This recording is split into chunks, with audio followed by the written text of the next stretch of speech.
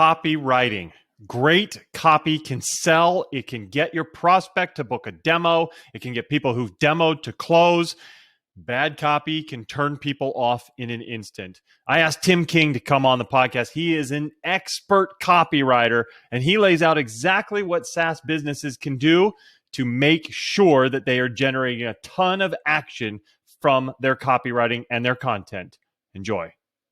Welcome to SaaS-Story in the Making, the podcast that features the people who made the software world what it is today and the leaders who are shaping the future of technology. Here's your host, Matt Wolach. Yes, welcome.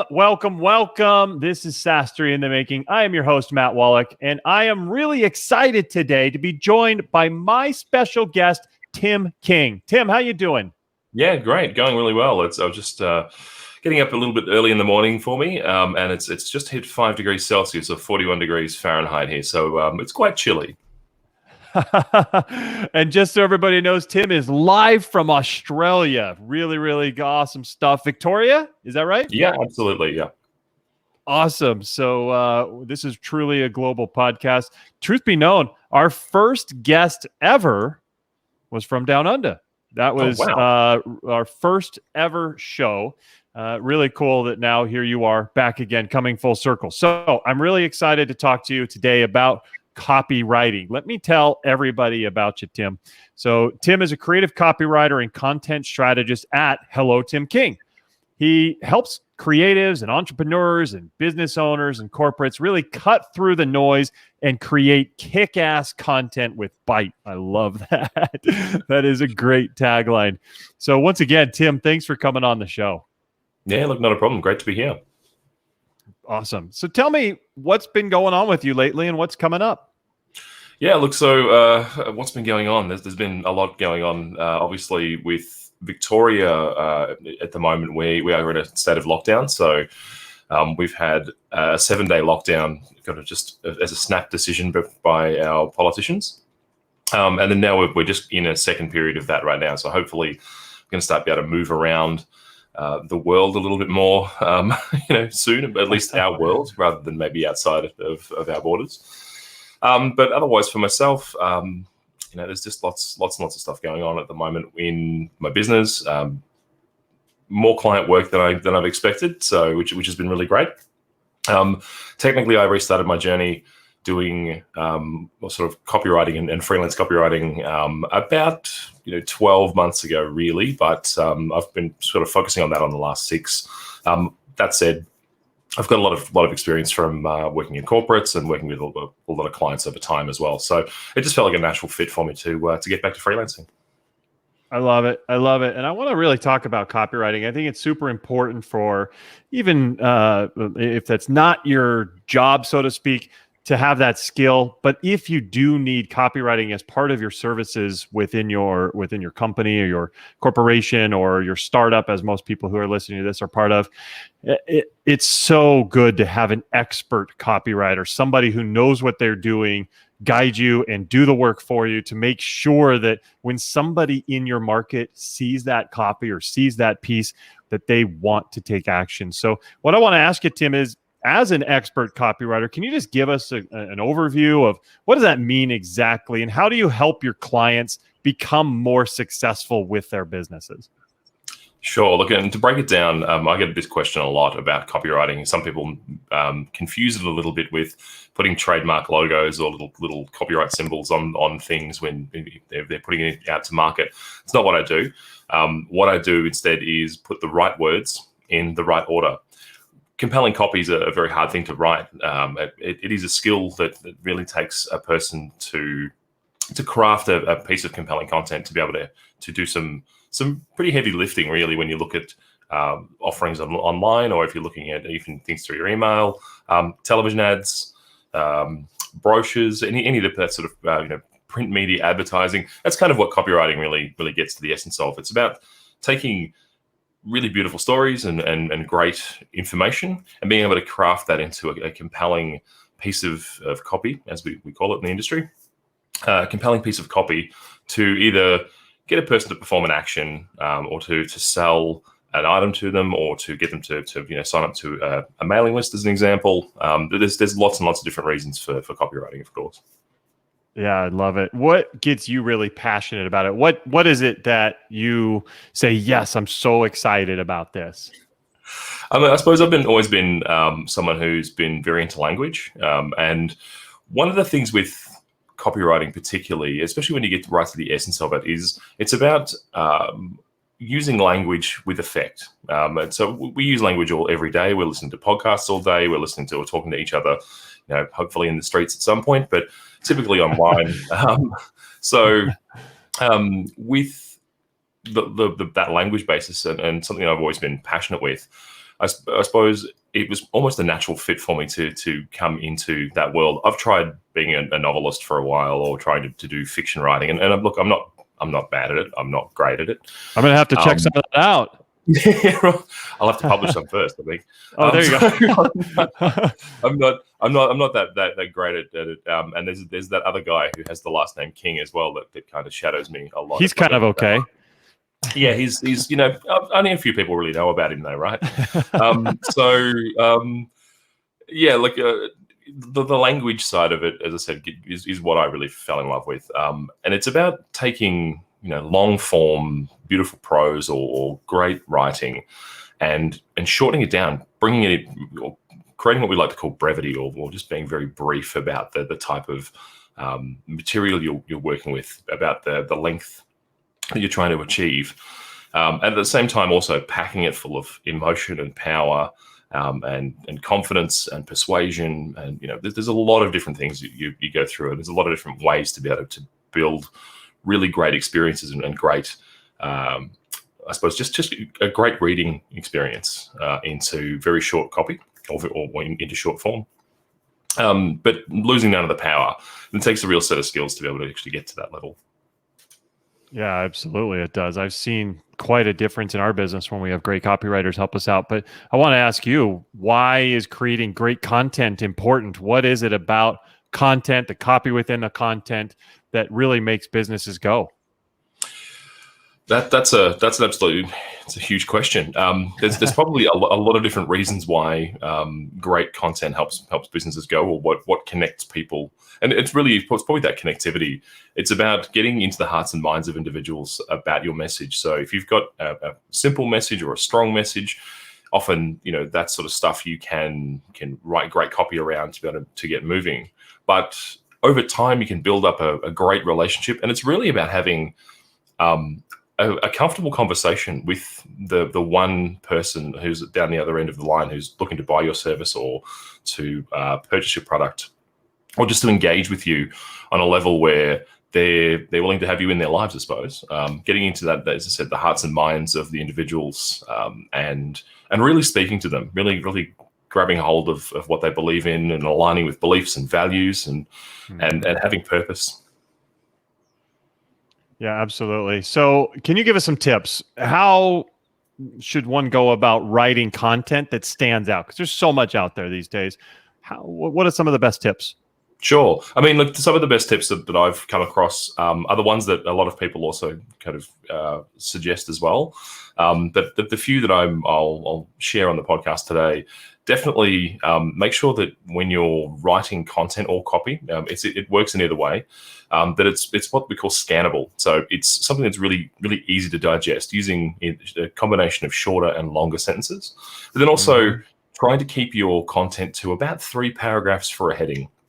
I don't want to get into the specific technicalities of that, but when we read online, we tend to read in an F shape, or at least people from an English-speaking background or Western language-speaking background, we look at content in an F shape. So start at the top left-hand corner and move across the page, and then when we find nothing that's of value there, we move to the next level. We just keep going down the page like that.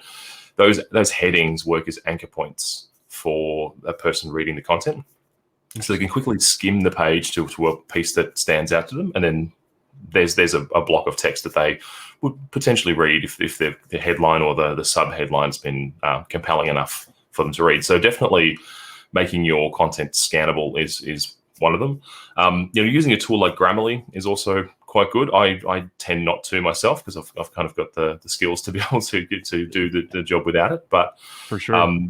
For the average person on the street, Grammarly is a great tool just to be able to check if your content has been tripped up by a few words or there's some grammar issues.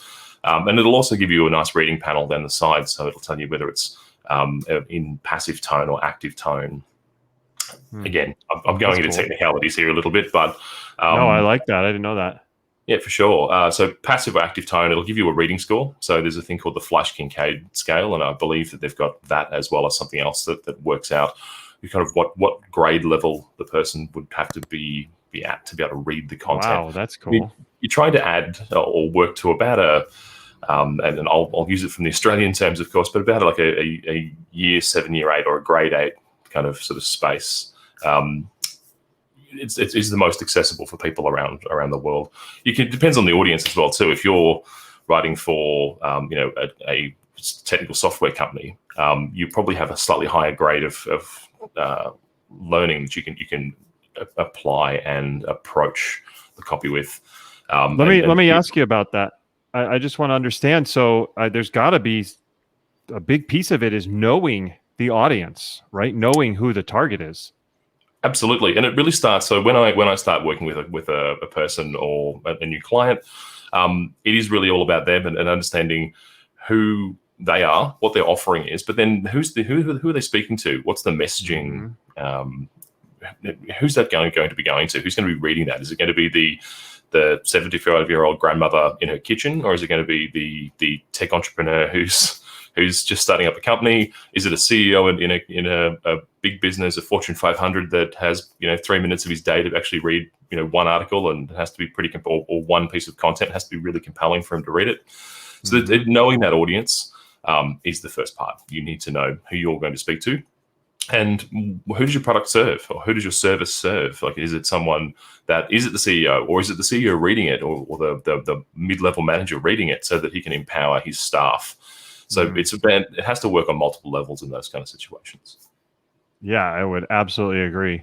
So is there a difference in writing content for SaaS businesses versus writing content for other businesses when you take on clients? Do you have to kind of change the language, or how do you see that? Is there a difference? Look, I suppose all businesses have an element of belief building. And the one thing with SaaS products is that there are not just one or two of them on the market now these days. Of course, there's hundreds and thousands and potentially millions of them. So in a SaaS business's offering, they might only have one or two other major competitors, but they've probably got 4 or 5 other minor competitors in that same market. So it could be quite saturated with message. To stand out for SaaS, really it is building a belief in the benefits of that particular piece of software. It's the same sort of thing with a lot of copy. Building out features can give you or get you so far. And for the technical people, features are going to be great. But really, for the people who probably write the checks, the ones who sign on the dotted line, it's building about a strong belief that product's the right product for them. So starting at that ideal customer, understanding what makes them tick, and the real core of that is integral to selling near anything. For SaaS products, though, I suppose, because there's so many different offerings, because there's so many of them that are nuanced, it's about getting that right balance of features and benefits to try and not just sell the product, but also build belief in the individual that that's the right one for them, and that it'll do the job that it says it does. I'm not sure about yourself, Matt, but I know I've approached a lot of SaaS products for my own business or for other things that look great on the surface, but what it said on the tin isn't exactly what it does under the covers once you get in there. So, having that honesty and the believability and building that presence is super important for a SaaS product. I love it. That's something I preach. So it sounds like, copy has to be really, really connected with the rest of the marketing, the sales pitches, what the sales team is saying, and what the product can deliver and what the customer service team is saying. So it sounds like copy is an integral part of the entire structure and the whole team. And it sounds like we need a very consistent message across all of it. And copy is a big piece of that. Yeah, absolutely. And that's you've hit on a point that is really, really important with copywriting, and that's tone of voice. That you can have a comfortable conversation with your reader, but if it's not in their language and if it's not in their tone of voice that they identify with, then that's something that can also be destabilizing, or it can disrupt the process of them actually reading a piece of copy, getting familiar with your product and understanding how that works. I totally agree. So I had a copywriter once ask me, "Hey, where do you want us to be on the aggression level?" I think is what they said, from a 1 to a 10, whereas 10 is like completely. And I said, "Well, this one I want to be kind of edgy. Let's go 7 or 8." But I love that you said that, you cut through the noise and create kick-ass content with bite. So I think there's a little bit of edge there. So how do you see that working for you?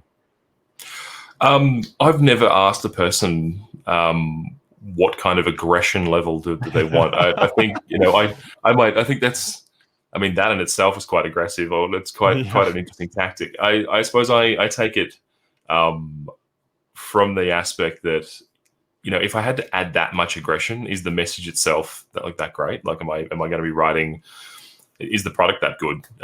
Sure. As well, is probably something I'd be looking for, because it sounds like you're trying to, or that they might have been trying to amp the top end of the message and really drive it to the individual. Look, there's a whole heap of different emotional ranges that you can play with. Aggression, or that anger that something's broken and you need to get it fixed. And it needs to be done now, and this is the thing you need. Otherwise, you're going to be falling down. It works. It does work. You're going to play on the anxiety and the fears of the individuals. I tend not to go that way, only because it's a very short conversation. It's not something you can build on over time. Hearing, "Oh, you're still angry about this thing and you're still going to need to get this thing done 6 months after you've bought the product, or 6 months after you've seen the product for the first time," I don't think that builds really good long-term relationships. So sure. My approach to it is to, but still get into the hearts and minds of people looking for a product solution.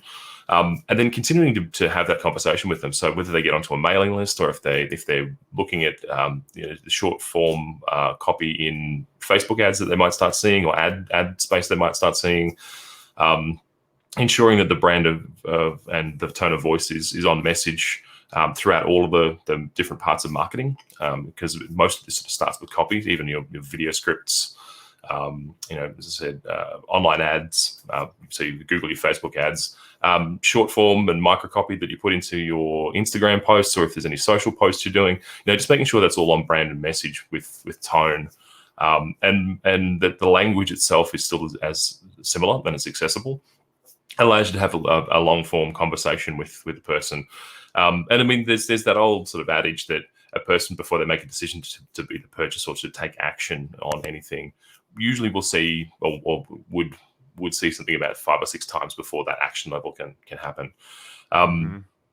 Really, it's about building that compelling case, or the way I approach it is about building that compelling case that this is something they can't live without, or something that they need, but not do it in just that one big push right up top.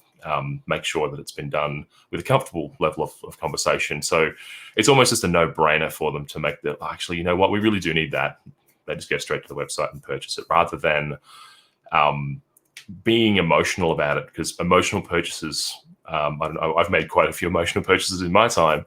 And you always have that buyer's remorse, so that, I had to buy it, so I bought it, and now I've got it. What do I do with it? Or how do I, you start asking those questions to justify the purchase.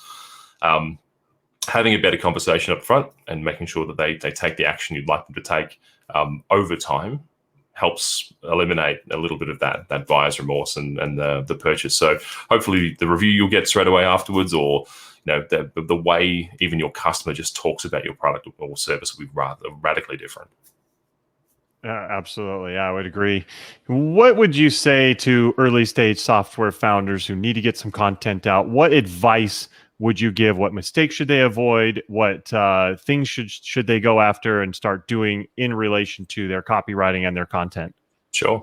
Know what your unique selling proposition is. That's key. Absolutely, right at the very top. Before you do anything, before you even write a line of code, take a look at what else is in the market. See what else they're doing.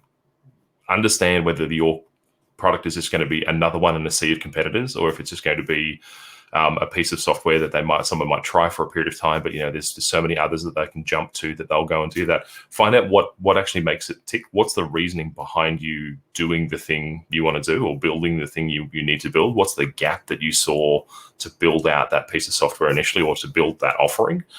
And really leverage that. So get in front of a heap of people. Have conversations with individuals about that. Hey, you know what? I see I know you've heard that we do this thing. We know that you use this other piece of software that does something similar. What's the do some market research. Actually get out there and talk to the people you want to serve.